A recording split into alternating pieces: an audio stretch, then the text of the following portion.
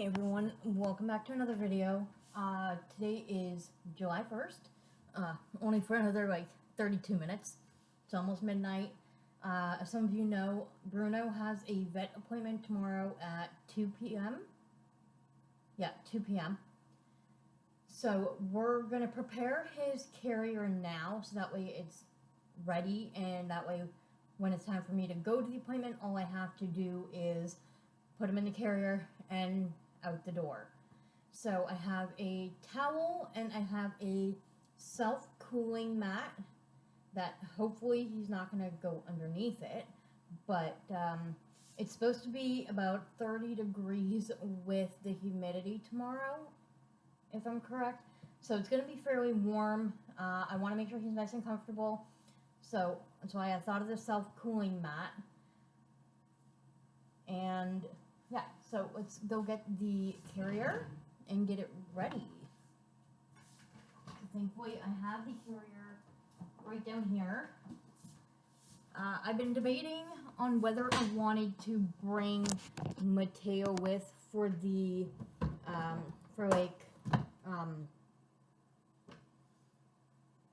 what's the word I'm looking for? For moral support, I guess. But this carrier is fairly small, and while I can fit 2 guinea pigs in here, I would not put 2 guinea pigs in here for more than 15 minutes. Now, the drive is about 20 minutes, give or take, on traffic and road conditions, and because the person driving me has never been out that way, we want to make sure that we leave even earlier to make sure that I get there in time. So we don't want to have any more guinea pigs stressed out than necessary. And the other carrier I have, the really big one, I feel like that might be too big, and because the person driving me is not someone that I'm 100% familiar with, I don't want to exert that comfort zone on either end. So we're just going to have Bruno going to the appointment. Mateo will stay back here at home where it's comfortable and cool. So we're gonna just put the towel in here. I can open the door the other side here. It opens either direction, so that is super awesome.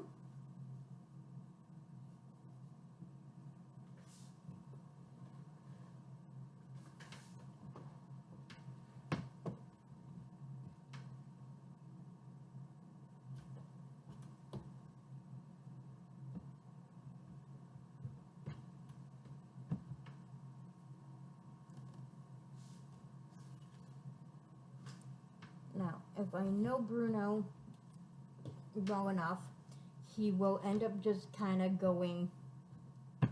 finding his way underneath the self-cooling mat, and then he'll just be on top of the towel if I know him well enough. Out. That's my armpit that's squishing there. Okay, so that is set like that. Normally I would suggest maybe disposable bedding at the bottom of a carrier, but that would make too much of a mess in this type of carrier because there's the holes all on the bottom as well. So we don't want to make a mess. So we have the carrier set up.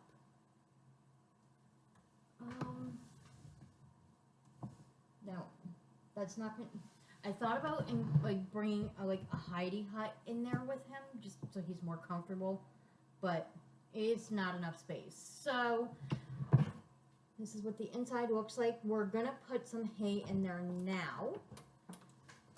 Actually, we're gonna bring this over here closer. Tuck that in. Hopefully you can see my hay is...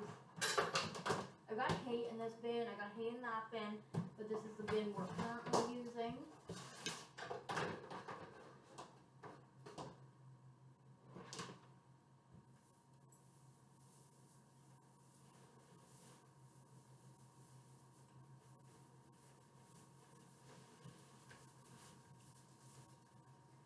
So like 1 or 2 handfuls of hay in the carrier. Let's see if I can bring this back on camera. So we're just going to kind of shove it at the back.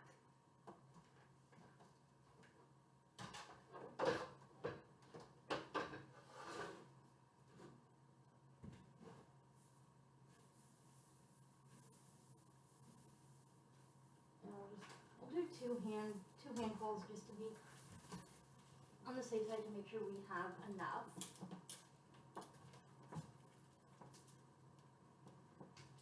So we got the hay in there, and we're just gonna close it up for the night until we need it tomorrow. And I'll put that back under here. And we got enough hay in there for the night. We don't need more. I apologize for the view. It's not the most attractive view. And I gotta clean up my floor because there's a bit of a mess now. But that is all that's really needed to prepare for going to the vet. I'm gonna be bringing with some lettuce that I'm gonna prepare in a little sandwich baggie. That way I can make sure he stays hydrated. These water bottles over here are not like sturdy enough that I can attach it to the carrier. So we're gonna bring cucumber and lettuce with us. And I will talk to you tomorrow before going to the vet, if I have time, hopefully. If not, I will talk to you when I get back from the vet. I will ask the vet if I'm allowed to record while I'm there, but I somehow don't think it's going to be allowed, but just in case it is, then yeah. Either way, I will talk to you tomorrow with updates and let you know what is going on with Bruno's eye. Alright. See you tomorrow.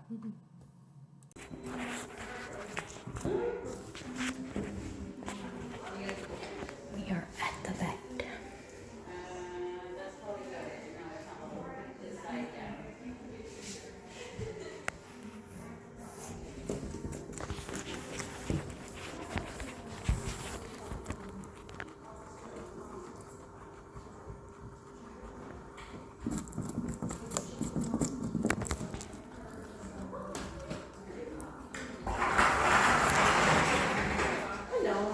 Hello. How are you?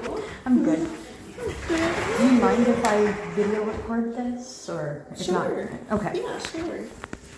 Oh, it's so I'll try not to cute. get faces in. Oh, sounds good. So he's been having some discharge for a while now? Yeah, I tried the terramycin that I have at home for Okay. about a week, twice a day. Okay. But after a week, I'm not seeing much improvement, so I'm like, okay, it's time to go to the vet. Oh, is he rubbing it or squinting, anything like that? He rubs it a little bit, but not really too much. But Okay. it was also the skin tissue at the bottom of the Yeah. eyelid and the corner of the eye Okay. that, All right. like the one on the part at the bottom of the eyelid, he's had for quite a while. But Okay. that part wasn't bothering him. Okay.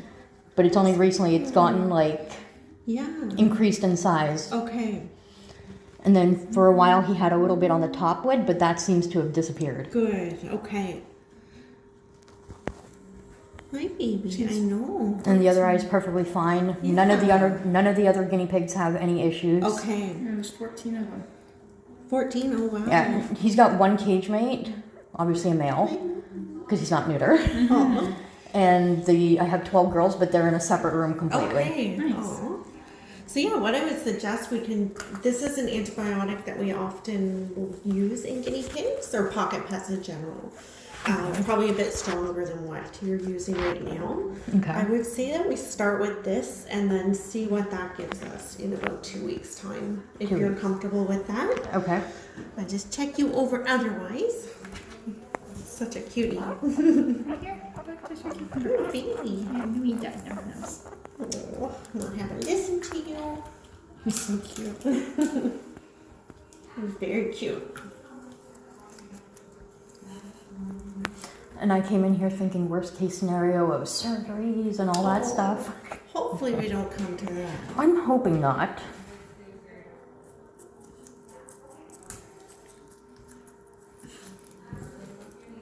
So like the tissue that's at the bottom of the eyelid, like what would that be? The pink tissue is the conjunctiva.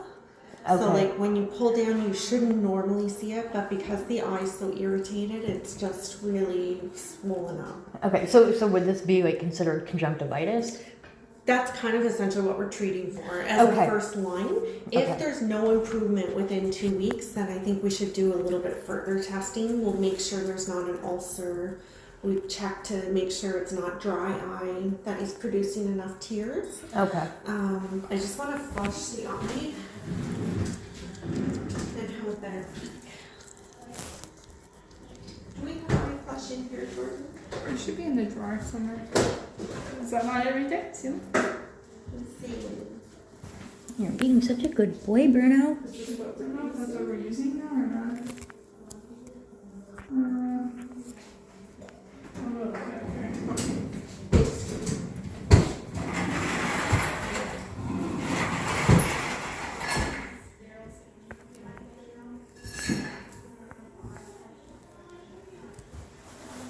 You've had him since he was little? I've had him for a little over 2 years now. Okay. Oh, And pretty much all of my guinea pigs, or I'll say 12 out of the 14, Okay. are all like unwanted guinea pigs, or him and his original brother that he had, they were advertised as snake food on Kijiji.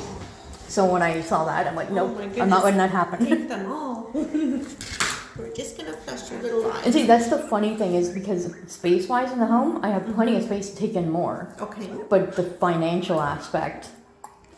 So They're not cheap, eh? I've set my capacity at 14. Oh, well, I think that's doing more than your share. So that is okay. That's an eye wash. Is this something that you can get like over the counter? I think you should be able to get that at a pharmacy, and I just did it just to flush the gunk out so I could have a better look at the eye. Okay. So would something like this be similar to saline solution that they use at hospitals, or is it completely different? Just wanna check. It's a little different just because this is an actual eye wash. but I Okay. think you can buy these over Okay. the counter. That's gonna be Yeah. on the list of things to get then. Okay. I wonder, you probably get something like that at a pharmacy, like an eye flush. Okay. So yeah, basically I can do the first treatment if you like, Sure. and then we'll label it for you. And how many times a day do I have to give It'll that be to them? twice a day. Okay. You're cute. He's adorable, so well behaved. Yes. Fluffy, I love how he's chatty he cuddly. He's tiny. He loves his cucumber. Yeah, I'm surprised that he took the veggies just now. Oh. I thought he'd be a lot more nervous and scared. Yeah, he just devoured them. He was like, nothing. So you just want to put 1 to 2 drops, basically. Actually, 1 drop will do it. I was like, that was bigger than his eye. Yeah. Okay. 1 drop will do it. We'll label that for you. Okay, so 1 drop twice a day. And then if in 2 weeks you're not seeing any improvement, then I think we should get him back and we'll So I a should little do bit that of for the 2-week period? Yep, Okay, exactly. 2 weeks. Okay, we'll label it for you, Okay. and then he'll be good to go. You're all Okay. set. So yeah, we're essentially treating for conjunctivitis, and then see what that gives us. Okay. Okay, perfect. Usually if they have an ulcer, they're Just gonna give him squinty. some more veggies. He's adorable. I enjoyed that cucumber. Do you have any questions right now? Not off the top of my head. I Okay. think I've asked what I needed to ask. You're a good guinea pig owner. He's on a perfect diet. Do you supplement your guineas with vitamin C? Usually only if they are sick. Because I try to give them like bell pepper and fresh veggies Okay. every single day. With them, they can't absorb enough from just food, so we do recommend like a water additive or food additive. I've got liquid vitamin C at home already. Excellent. So how much is that? Like 1 ml? It should say right on the bottle, based on their weight. So we're about 1.3 kilograms, so about 3 pounds. So I think it'll depend. If you want to send us a picture of the dosing chart on the one that you have, we can definitely take a look. Okay. Okay, perfect. Yeah, That's because perfect. normally like the liquid vitamin C I have, normally I used to just give like 1 ml if they were sick. Okay. So I mean okay. if that's too much, I don't want to give Yeah, too much. let me take a peek at the label, and then I can probably. Because I've done, I don't know if it's true or not, but I've done research about like too much vitamin C, and that can possibly lead to pseudoscurvy. Yeah, I haven't. So I'm not sure. I think Yeah, that's it's possible. not wrong. Like I feel like I remember something like that. But then I've also heard that if they get too much vitamin C, they pee it out. And yeah, exactly. So usually in a vitamin, I'm not familiar with the pseudoscurvy, to be honest. Okay. I know that we see a lot of, not a lot, but our last guinea pig was scurvy from no vitamin C. I've seen and heard a lot of videos with guinea pigs that have scurvy. Yeah, interesting. But I've never really seen one with pseudoscurvy, but apparently the symptoms can mimic the same thing. Interesting. I'm gonna look into it. Yeah, I've just never seen it like in our clinic. Yeah. Because I have a YouTube channel. Okay. So I record like my care and how I do things and try to help guide newer guinea pig parents, but not saying like, hey, I'm an expert, listen to everything I say. But you know your little piggies. It's kind of like, take my advice with a grain of salt and do your own, and further up, consult your vets and, listen to what they're telling you. Aw, that's So excellent. that's kind of why I'm also recording this. Yeah, very interesting. Well, it's very nice to meet you. Likewise, thank And you. we'll get this label for you, and I'll look into the other. All right. Aw. Okay, everyone, I will talk to you when I get home. Hey everyone, so I just got home with Bruno from the vet, and I've already placed him back in the enclosure with Mateo. He's currently eating some veggies right now. He did exceptionally well at the vet, a lot better than I thought. I thought he'd be nervous and scared, but no, he was very outgoing. He would not come out of the crate or the carrier for the vet tech or the vet, so I have to manually take him out myself, which is okay because he's comfortable with me. So you'll see a video clip of the conversation that happened at the vet, so I don't have to necessarily repeat everything that was said there, but the medication they gave is called siloxane or siloxane. I'm probably mispronouncing it, but it comes in a little box. I have to give 1 drop twice a day for 2 weeks. So we are July 2nd. That will bring us to, let's see what date. I'm gonna have to write this on the calendar so I don't forget. So that'll bring us to July 16th. And if in 2 weeks there's no improvements, then I will have to bring him back for further testings to find out what's going on. But as of right now, we are treating for the conjunctivitis, which is all along what I've been trying to do. This is just probably a stronger medication compared to the terramycin, because I told the vet that I had gotten terramycin from Amazon and that I was using that twice a day for a week, and there was like a little bit of improvement, but not really a lot. So the tissue that's protruding on his bottom eyelid is the conjunctiva, and that is basically the way I described it was that's the swelling. So this will hopefully help. It's a very small bottle, but it's ciprofloxacin hydrochloride, ophthalmic solution,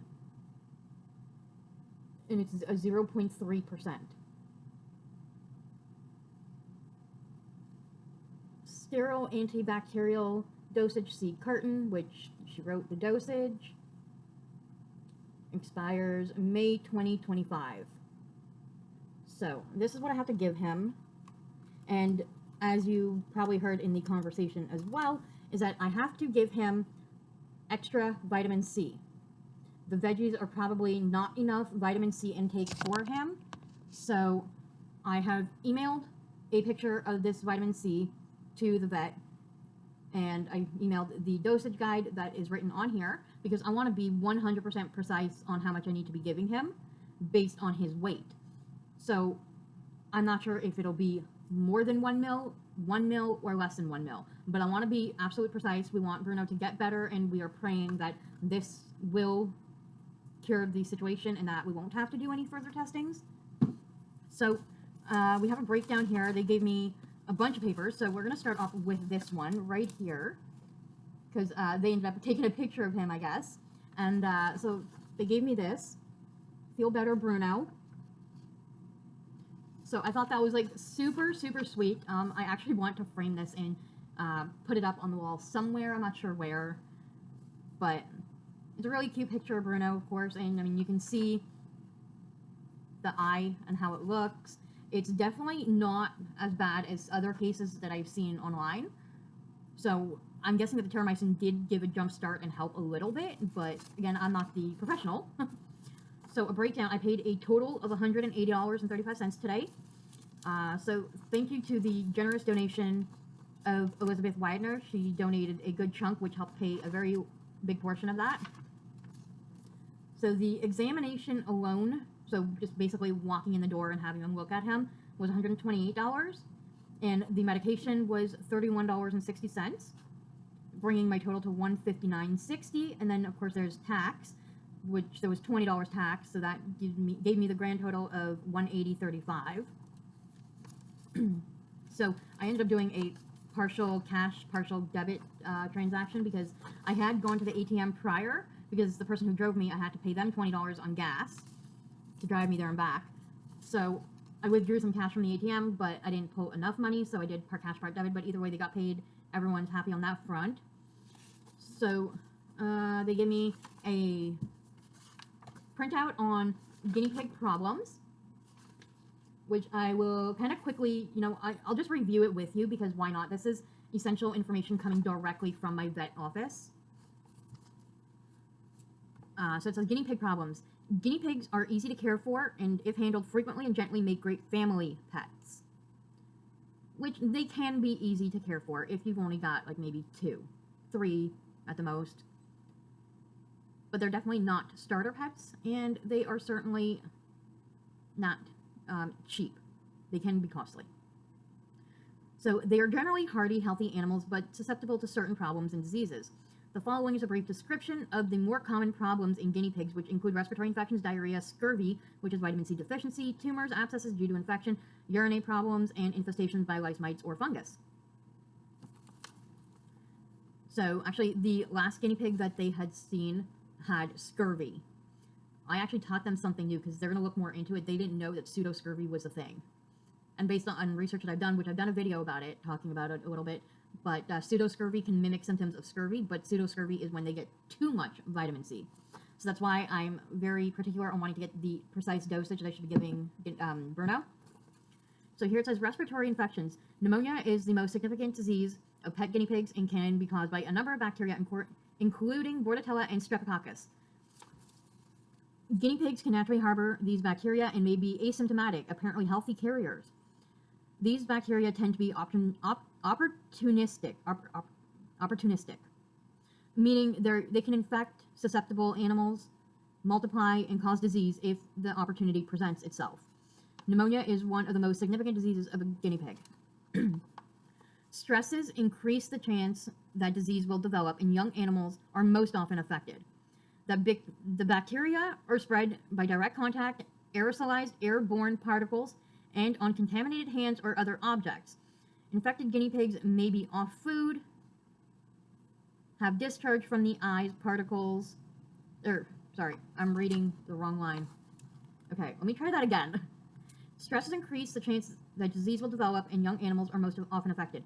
The bacteria that are spread by direct contact, aerosolized airborne particles, and on contaminated hands or other objects. Infected guinea pigs may be off food, have discharge from the eyes or nose, sneeze, or have troubles breathing. Cultures can be taken to confirm the causative organism so that the appropriate antibiotics can be prescribed. Some guinea pigs may need to be hospitalized for additional supportive care. Diarrhea. Guinea pigs have a sensitive gastrointestinal tract, as do rabbits. They have a very specific natural population of good bacteria flora critical to normal bowel function. If this normal bacterial flora becomes upset or unbalanced, then the bad bacteria can overgrow, damage the intestinal tissues, release toxins, and cause severe diarrhea. In severe cases, death may occur. In addition to bacterial infections, some intestinal parasites like Cryptosporidia or Coccidia can cause diarrhea. Other clinical signs that may occur with diarrhea include anorexia, which is not eating, depression, dehydration, and a low body temperature. These sick guinea pigs need immediate veterinary attention and supportive care. Certain antibiotics should never be used in guinea pigs. Only antibiotics on the advice of a vet familiar with guinea pigs. Never use antibiotics that you can purchase over the counter in a pet store, since they are often inappropriate.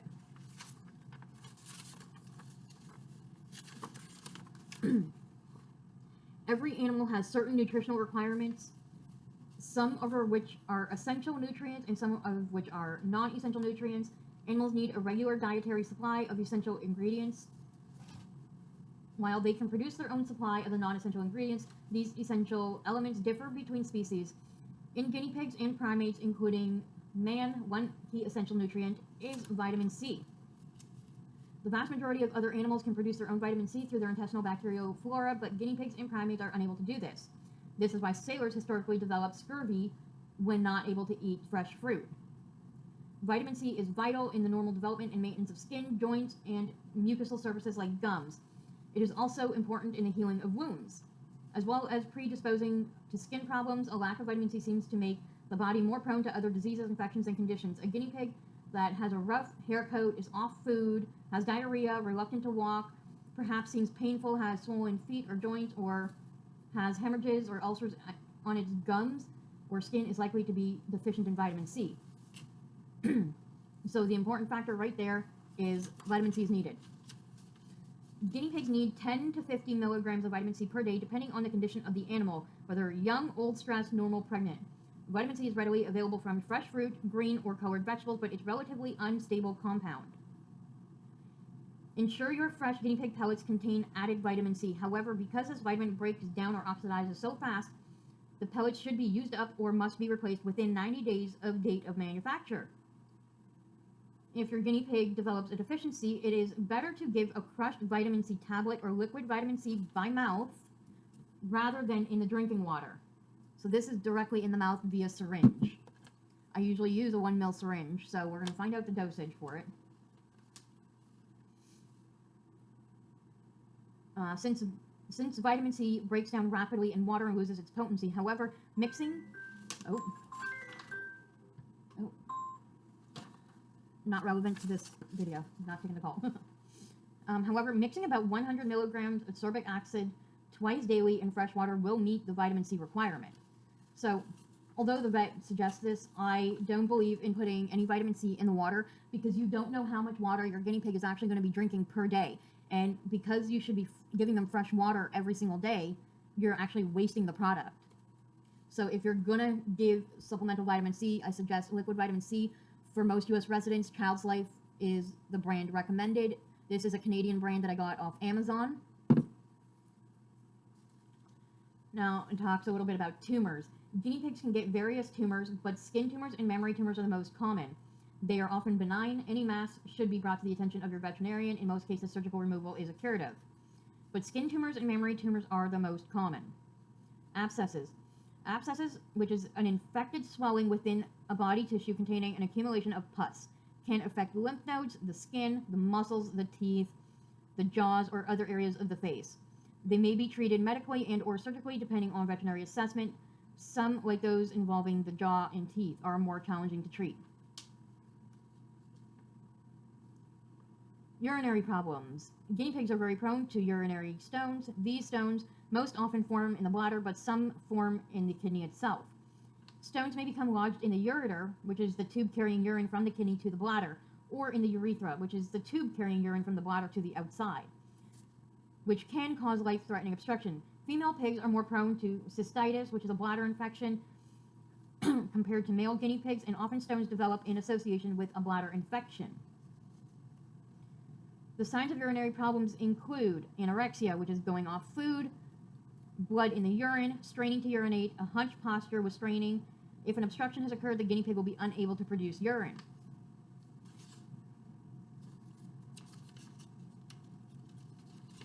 So this pamphlet goes on with like very basic common care. It talks about parasites and skin problems, other problems such as barbering, pododermitis or bumblefoot, as most people know. So I might do a completely separate video talking about the pamphlet, just because there's a lot to go over, but they provide a basic guide, even though I kind of helped teach them something that they didn't know about, that they're going to do further research into, which I thought was really, really unique. So this is a feeding guide. So again, it talks about vitamin C. And okay, there's another whole pamphlet there. Okay, wow. So okay, this one talks mostly about vitamin C, so that's fine. Some of these papers are actually a repeat of what's listed in the primary thing that I just read, so I'm not going to repeat that. This one is general information. Okay, we're going to go over this. So I apologize, it's going to be a long video, but I wanted to like update you with everything that they gave me and what was said. So general information, guinea pig owning. Guinea pigs, also called cavies, or cavy for single guinea pig, originated in South America. They were probably introduced into Europe soon after the first Spanish explorers returned from the continent in the 1500s. They became favorite pets in the early part of this century. Guinea pigs are also bred as show animals with a wide variety of coat colors and fur types. The three most popular breeds, there's probably 13 or more different breeds, but the most popular are English, or common with short, straight, fine hair. The Abyssinian with rough, coarse hair growing in rosettes or whorls, and the Peruvian with its long, straight, silky hair. There's a wide range of fur colors and patterns, as well as hairless or skinny pigs, which I've also got 2 of them. Males are called boars and females are called sows. Males tend to be larger than females, and their weight varies between 700 to 1,200 grams. Guinea pigs live 5 to 6 years, although some can get to 8 years old, which, as you know, I've got an 8-year-old upstairs. Older male animals have a grease gland on the skin at the base of the spine by their hind end. I don't know why it says older males have that. All guinea pigs have a grease gland. All guinea pigs have grease glands. Some are more active than others, and some are less active. Guinea pigs have 4 toes on the front feet, 3 toes on the back. That is a generalization, unless due to inbreeding you might have a guinea pig that you find that has a polydactyl, which is like an extra toe. I know someone had posted on their Instagram they'd come across a guinea pig that had, I think, 3 or 4 extra toes or something between the back and front feet. Okay. If a guinea pig senses danger, it will either freeze or make an explosive attempt to run away. If in a group, they will stampede. Kind of like little elephants. Guinea pigs do not see well, but have developed senses of smell and hearing. They are communicative and use a wide variety of sounds to express themselves. They do not tolerate changes in their diet or environment. So it could take them a while to adjust to a new diet or a new environment, which is why a lot of people will suggest that if you're going to switch their guinea pig pellets, to do it gradually and have it kind of like you would do with a cat or dog. You would mix the new with the old and slowly decrease the old so that they're eventually transferred all into the new. I personally haven't had many issues with my guinea pigs switching pellet brands, but it can happen. Guinea pigs, like humans and primates, require dietary of vitamin C. Guinea pigs are generally hard. Okay, we've already read that. Okay. This is where I'm going to let you know whether I agree or disagree with the vet on this. Now, this might not be personal information that comes directly from the vet herself, but it could be just from a website maybe that they go to find the information. But housing your guinea pig is not particularly difficult, with a large variety of hutches and cages available commercially. Guinea pigs should be kept indoors. I agree. An indoor cage size of 18 inches by 24 inches should comfortably accommodate 1 or 2 guinea pigs. I disagree. I believe they need much larger space. Even though they are not good at jumping or climbing, the cage should be secure and at least 10 inches in height. Remember, bigger is better, and biggest cage you can afford is too small. Bigger is better, I agree. The biggest cage you can afford is too small. Okay, yeah, I agree. Okay, so I agree with that. That's fine. Cages can be constructed of plastic, metal, or wire, as long as they are easy to clean daily. I disagree. You don't want a cage structured of just all plastic, because then people are going to think it's okay to put them in a Rubbermaid tote bin. They need plenty of ventilation. Solid flooring is best as wire mesh floors can cause injury or may be associated with an infection called bumblefoot, ulcerative pododermitis. I agree. Safe bedding includes abundant hardwood shavings such as aspen, hemp, shredded paper products, or pellets and corn cobs. No, no, no, no, no. I disagree with that statement. Aspen, kiln-dried pine are fine. Shredded paper bedding is fine as long as it's unscented. Don't use corn cob bedding. If they happen to ingest that, it's going to expand in their digestive tract and it can cause intestinal blockage. Guinea pigs can quickly make a mess of the cage. Food and water dishes should be large, heavy ceramic dishes to prevent spilling, but water is readily accepted from a sipper bottle. A small upside-down box or container is welcomed as shelter. Since they are social animals, guinea pigs should be kept in small to medium groups. However, if the sexes are mixed, they will mate and therefore quickly increase the number of animals. To avoid this problem, it's advisable to keep same-sex groups neutered and or spayed as pets. I agree. Temperatures between 65 to 80 degrees Fahrenheit, which is 18 to 26 Celsius, are ideal. I agree. Anything over 80 Fahrenheit, which is 27 Celsius, will increase the likelihood of heat stroke, especially in animals that are overweight or pregnant. Something to be mindful for. I agree. Okay, this section talks about breeding. Large offspring also predispose the mother to pregnancy toxemia. Okay, well, I don't promote breeding, so we're not even going to discuss that right now. But if you would like me to do a video talking about that, I can. I think I've already done one, but we can do another if you want. So I do agree with some of the information in here, but not all of it.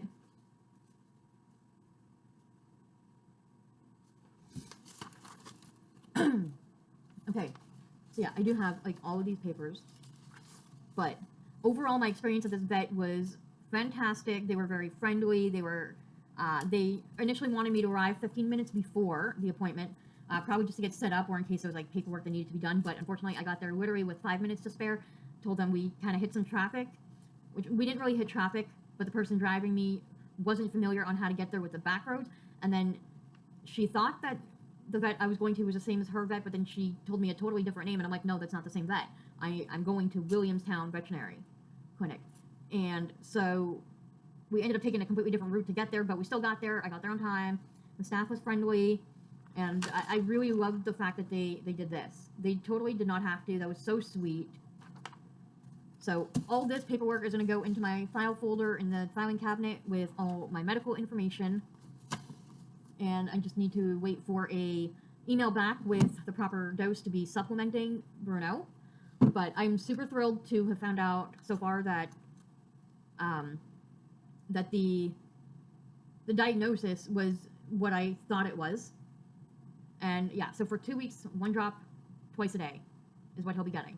So similar to the way I would have applied the terramycin, this is just a liquid drop, so just 1 drop in the eye.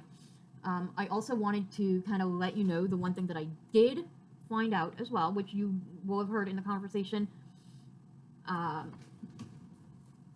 So this product right here is good for cleaning a wound, but they have a saline solution specifically for eye wash, for using it in the eyes. So I am no longer recommending this product to be used in the animal's eyes, but it is still good to have saline solution on hand in a pinch. So I'm actually going to go online now and place an order for an eye wash product, and that way I can properly, like clean his eye away. I didn't ask the vet about using baby wipes, but I'm going to go on the safe assumption of don't use baby wipes to clean their eyes if they have gunk out or anything. Get the proper pet wash eye pads. Saskia from the Los Angeles Guinea Pig Rescue uses it. I've seen her use it before. That is the product I'm going to recommend. So I'm going to probably order that as well.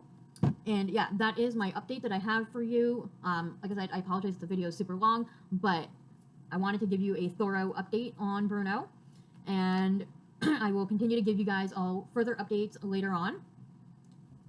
We'll probably check in with everyone maybe in about a couple of days to the end of the week and see how he's doing, and I'll let you know. So yeah, thank you so much for watching, and we'll talk to you all in the next video. Bye!